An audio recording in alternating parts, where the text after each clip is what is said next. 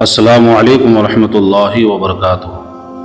میرے پیارے عزیز دوستو، اگر آپ محنت تو بہت کرتے ہیں لیکن پھر بھی رزق میں برکت محسوس نہیں ہوتی، اگر گھر میں ہر وقت تنگی، پریشانی یا بے سکونی رہتی ہے، اگر بار بار بیماریوں کی وجہ سے ذہنی اور جسمانی تکلیف کا سامنا کرنا پڑتا ہے، اگر شادی میں رکاوٹیں آ رہی ہیں یا رشتے طے نہیں ہو پا رہا، اگر آپ نیک اور صالح اولاد کی نعمت کے لیے برسوں سے دعا کر رہے ہیں، یا آپ اپنے گناہوں کی معافی، دل کا سکون اور اللہ تعالیٰ کی رضا حاصل کرنا چاہتے ہیں، تو آج کی یہ ویڈیو آپ ہی کے لیے ہے۔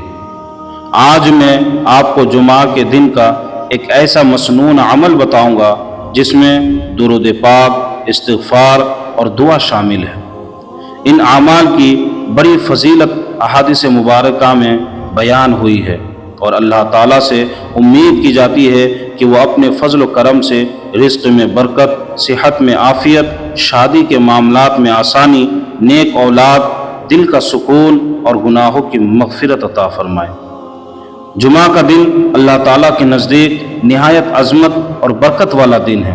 ہمارے پیارے نبی صلی اللہ تعالیٰ علیہ وسلم نے جمعہ کے دن کو تمام دنوں کا سردار قرار دیا ہے، اور اس دن ایک ایسی ساعت آتی ہے کہ اگر کوئی مسلمان اخلاص کے ساتھ اللہ تعالیٰ سے جائز دعا مانگے تو اللہ تعالیٰ اس کی دعا قبول فرماتا ہے۔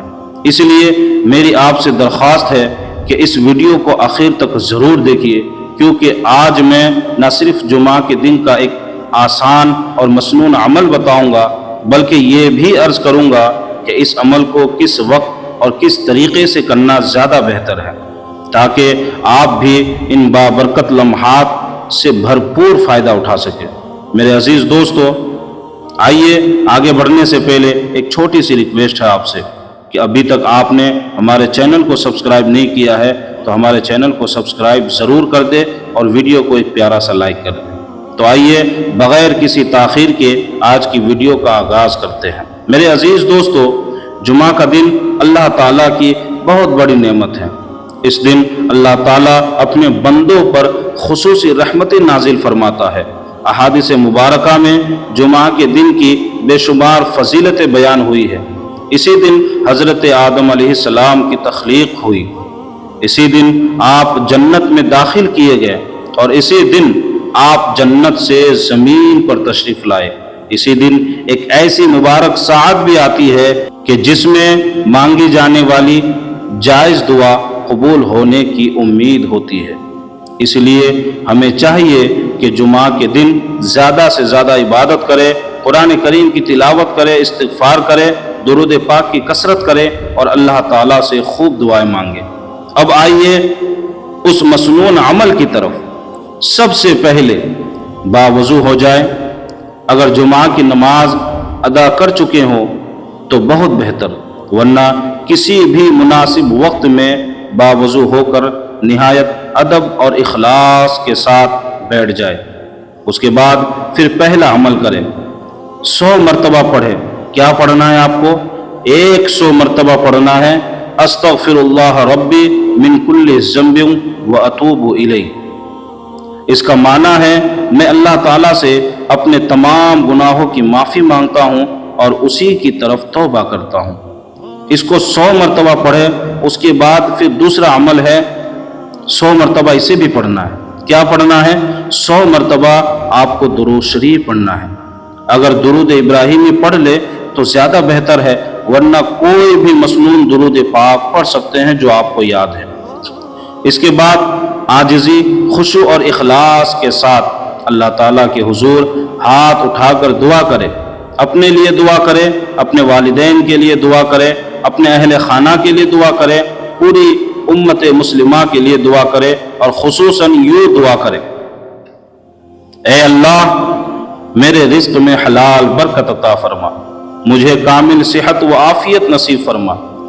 اگر میری شادی میں کوئی جائز رکاوٹ ہے تو اپنے فضل سے اسے آسان فرما، مجھے نیک، صالح اور فرما بردار اولاد عطا فرما، میرے تمام صغیرہ و کبیرہ گناہوں کو معاف فرما، میری دنیا و آخرت سنوار دے اور مجھے اپنی رضا اور اپنے پیارے محبوب صلی اللہ علیہ وسلم کی سچی محبت نصیب فرما، آمین یا رب العالمین۔